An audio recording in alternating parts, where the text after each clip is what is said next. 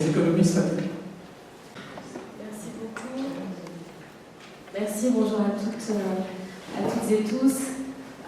Oui, moi je vais apporter un éclairage international sur cette question du salaire, de manière générale, de la valeur que l'on octroie à des coûts qui sont tout à fait cachés en matière sociale et environnementale. Alors, Éthique sur l'étiquette, c'est un collectif que peut-être vous connaissez, qui rassemble des ONG, des syndicats, des organisations de défense des consommateurs, qui existe depuis 1995, qui s'est donné pour mission de défendre les droits humains au travail dans les chaînes de sous-traitance mondialisées, dans les secteurs à forte intensité de main-d'œuvre, avec un énorme focus sur l'industrie du textile et de l'habillement, quasiment entièrement délocalisé dans des pays à bas coût, précisément sur un modèle économique qui est fondé vraiment sur la minimisation des coûts de production et qui a été accentué ces dernières années, et au premier rang desquels le salaire. Donc, le Bangladesh comme pays central de production. À partir de 2010 a marqué dans ces pays, notamment le Bangladesh, le Cambodge, des mobilisations massives de travailleurs et de leurs organisations pour réclamer un salaire vital. Donc, nous, effectivement, on parle de salaire vital plutôt que de salaire décent. Je pense que ça recouvre un peu la même idée. On est très attaché derrière. C'est le living wage, exactement. C'est une traduction du living wage en français. Bien sûr, il y a eu l'agenda de l'OIT du travail décent, du salaire décent, dans lequel on s'inscrit. Mais c'est vrai que du côté des ONG, on a aussi une approche par les droits, bien sûr.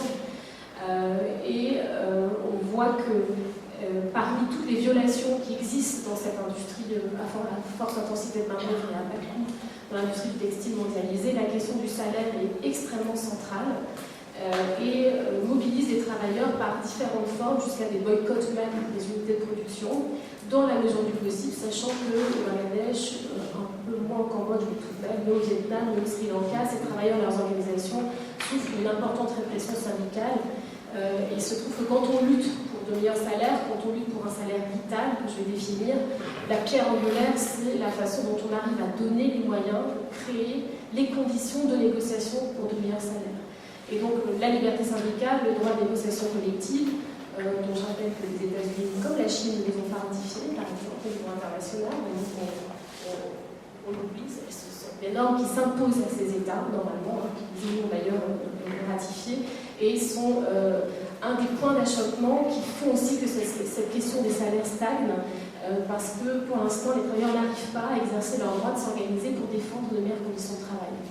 La notion de salaire vital, elle inclut, effectivement, c'est intéressant ce que tu disais, en fait, on est dans des pays où soit les conditions l'état de droit n'existe pas, ou les conditions ne sont pas réunies pour que les travailleurs négocient de meilleurs salaires, même si c'est une question, une lutte qui est permanente, centrale et qui n'est pas secondaire dans ces actions. Mais les organisations en Asie ont souhaité s'organiser à partir de 2009 pour créer une réponse, je dirais, presque technique aux multinationales qui disaient que le salaire vital n'est pas finalement défini en droit et qu'on ne sait pas ce que ça veut dire un salaire vital dans ces pays. Alors, le salaire vital, il s'oppose, je dirais, au salaire minimum qui existe dans la plupart de ces États, mais qui sont sur l'échelle des salaires de pauvreté. Alors, on pose souvent la question du SMIC à Paris, voilà, effectivement. Qu'est-ce qu'un salaire, à quel moment le salaire minimum est un salaire qui garantit les droits fondamentaux de la personne, donc il permet de subvenir à ses besoins fondamentaux, mais je rappelle que ces besoins sont des droits, le droit à un logement, le droit à une santé, le droit à une protection sociale, le droit de se nourrir, le droit même de se vêtir pour les travailleuses de l'habillement. Et donc, lorsque les négociations peinent dans ces États, et face à la puissance des multinationales qui ont un poids extrêmement important dans l'industrie du textile, le Bangladesh, le Cambodge dépendent à 80% quasiment du textile pour leurs entrées en devise. Donc on a là un poids énorme des multinationales qui deviennent un peu malgré nous un acteur de la régulation. Et donc la question des ONG et des syndicats de base en Asie, ONG, syndicats, travailleurs, ont décidé de s'organiser pour interpeller directement les multinationales en leur demandant d'être un des acteurs de la mise en œuvre d'un salaire vital. Les entreprises multinationales ont dit écoutez, cette notion n'existe pas, on se fonde sur le salaire minimum. Et en gros, c'est pas de notre faute, c'est que Bangladesh exploite sa population, soit. Toujours est-il qu'on compare un petit peu comme peut faire Oxfam ou d'autres organisations de poids, d'H&M par exemple, ou de Walmart au Bangladesh, face à l'état du Bangladesh. La Chine a fait des frais, des tentatives d'augmentation du salaire minimum de sa population. Les grandes multinationales de l'aliment sont parties de localiser leur production précisément au Bangladesh, au Cambodge, etc. La Chine a eu les moyens, les capacités aussi parce qu'elle a un sol très riche, etc., de diversifier sa production. Et ces secteurs de production, ce n'est pas du tout le cas du Bangladesh qui n'a d'autres richesses que sa main-d'œuvre, je dirais, malheureusement. Et donc, pour ces pays, c'est aussi extrêmement compliqué de contrer le poids des multinationales et d'entrer dans de réelles négociations de bonne foi, tripartites, avec des organisations et leurs représentants. Donc, pour essayer de trouver une solution pour avoir un meilleur salaire, cette coalition s'est montée en 2009, elle s'appelle Asia Floor Wage Alliance, donc Asia Floor Wage, l'Alliance pour un salaire minimum en Asie pour les travailleurs du textile. C'est une expérimentation concrète qui vise un peu à donner une réponse un peu politique à l'argument faussement technique des multinationales qui font on ne sait pas ce que c'est qu'un salaire vital. D'abord, ces organisations ont défini ce qu'elles appellent un salaire vital et l'éthique sur l'étiquette et sur le réseau international les soutiennent, évidemment, travaillent de manière très étroite sur ces questions de définition d'un salaire.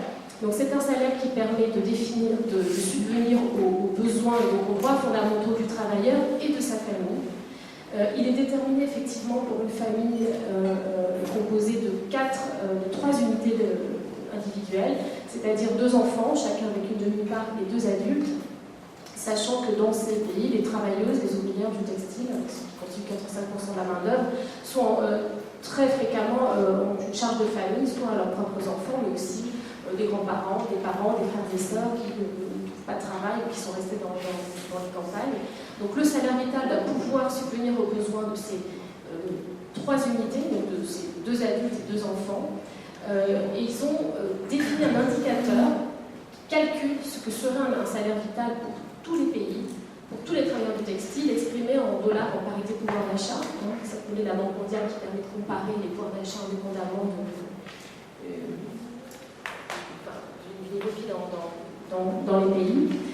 Ils incluent, ce qui est extrêmement intéressant, c'est qu'ils ont fondé cet indicateur sur la base du panier de biens. C'est une approche panier de biens. Donc, ils disent que 50% dans ces pays-là, la part dévolue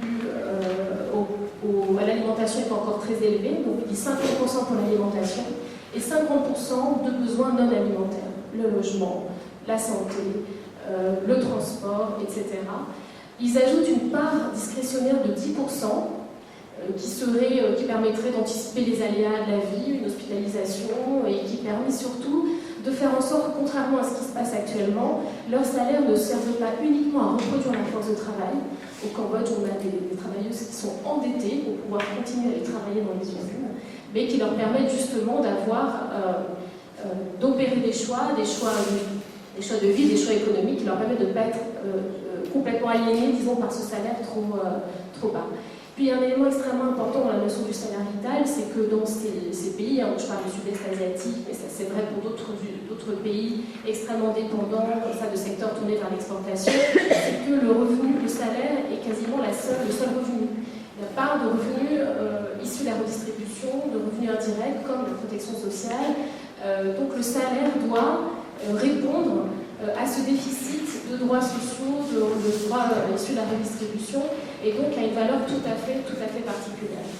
Donc voilà pour l'aspect un peu technique. Ces travailleurs s'organisent, on les soutient et on interpelle les multinationales de l'habillement pour que, indépendamment du niveau des salaires dans ces pays, qui est extrêmement bas, lorsque le Rana Plaza s'effondre en 2013, le salaire minimum est de 28 $, 28 euros au Bangladesh.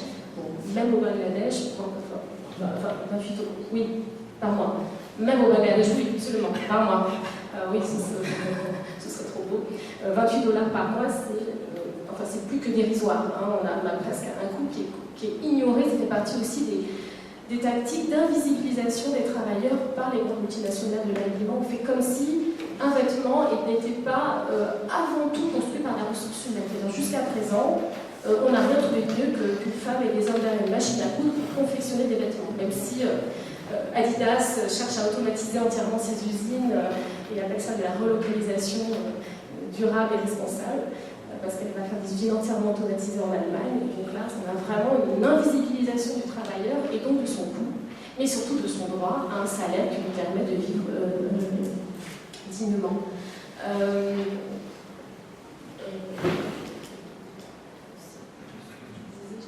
Donc 28 € par mois. Donc cet indicateur, par exemple, montrerait qu'aujourd'hui, au Bangladesh, donc il y a une récente augmentation, les travailleurs sont toujours mobilisés depuis près de 3 ans pour une augmentation du salaire au Bangladesh et continuent à subir une forte répression syndicale. Le salaire aujourd'hui est autour de 8 000 taka au Bangladesh, c'est l'équivalent de 82 €. Les syndicats en réclament le double, c'est-à-dire 160. Ils estiment qu'aujourd'hui ce serait un niveau, disons, décent de salaire. Mais l'indicateur de l'Asia Floor Wage donne comme niveau de salaire vital plus de 300 € même au Bangladesh. Donc on voit vraiment la différence entre le salaire pratiqué, les revendications des travailleurs et éventuellement un salaire optimum. Et aujourd'hui, on n'arrive pas du tout à faire bouger les multinationales de l'habillement sur cet aspect. Comment est-ce qu'on répond à cette question? C'est quelque chose d'extrêmement central pour nous et pour les travailleurs. Quand on touche à la question du salaire, on touche au modèle économique, évidemment, de ce secteur. C'est un modèle à peu près similaire aussi à celui de l'électronique, même si à un niveau de technicité et de complexité un peu plus élevé. La question, le secteur textile, il est aussi intimement lié au modèle de développement qu'on a imposé à ces pays. Il n'y a aucune raison que le Bangladesh soit... Enfin, il n'y a aucune raison. Il n'y a aucune raison que le Bangladesh soit maintenu comme un État qui soit la deuxième usine du monde après la Chine, qui a pu se tourner vers d'autres activités plus rémunératrices, plus créatrices de valeur. Le Bangladesh, à la faveur aussi d'échanges, d'accords commerciaux avec l'Union européenne, est devenu le pays de la sous-traitance dissimulée, le pays qui va fournir une main-d'œuvre extrêmement peu chère aux multinationales occidentales et américaines, sans qu'on ait investi dans une production de qualité, dans la formation de travailleurs, dans une zone d'industrie qui puisse être valorisée et surtout qui puisse augmenter la part de la valeur qui revienne aux travailleurs. Ça n'est absolument pas le cas. Il y a aussi une connivence très importante pour maintenir ces travailleurs, ce travail à bas coût, au service du système économique et du modèle économique des multinationales. Et quand on touche au salaire, dans les campagnes d'opinion, dans les discussions que vous avez eues plus tard hier matin avec H&M France, qui sont complètement délirants, c'est-à-dire on est dans deux systèmes de pensée totalement différents, cette question du modèle économique aussi, elle est niée. H&M, selon H&M, ne fait pas de fast fashion. H&M, selon H&M, ne fait pas pression sur les coûts et a un modèle de production tout à fait compatible avec les droits des travailleurs. Et surtout, H&M fait ça au service des consommateurs que nous sommes et que vous êtes toutes, parce que dans leur système de pensée, H&M nous dit qu'ils surproduisent et produisent beaucoup parce que la population augmente et qu'en 2050, on sera à 9 milliards d'individus et qu'il faut bien les habiller. Donc, il n'y a aucun problème pour H&M de penser qu'au Burkina Faso, on a envie de s'habiller chez H&M. Que c'est pas, alors que ça c'est évidemment le projet de la multinationale H&M, mais c'est pas le projet de l'ensemble de l'humanité qui pourrait trouver qu'on respecte, que l'activité économique se fasse sur le respect d'un socle minimum de droits fondamentaux. Peut-être un dernier mot sur comment on fait. Bon, il y a une question qu'on évoquera dans le débat, c'est la vision totalement distordue qu'on a du prix aujourd'hui, du coût réel de ces vêtements. H&M, Zara sont arrivés sur le marché de l'habillement à la fin des années 90. On s'est tous habillés autrement qu'avec cette mode à extrêmement bas coût, surproduite, avec des impacts sociaux et environnementaux considérables. Donc il y a aussi tout un travail à faire pour redire ce qu'il y a derrière le coût d'un vêtement, le coût du travail et les droits qui sont derrière cette question.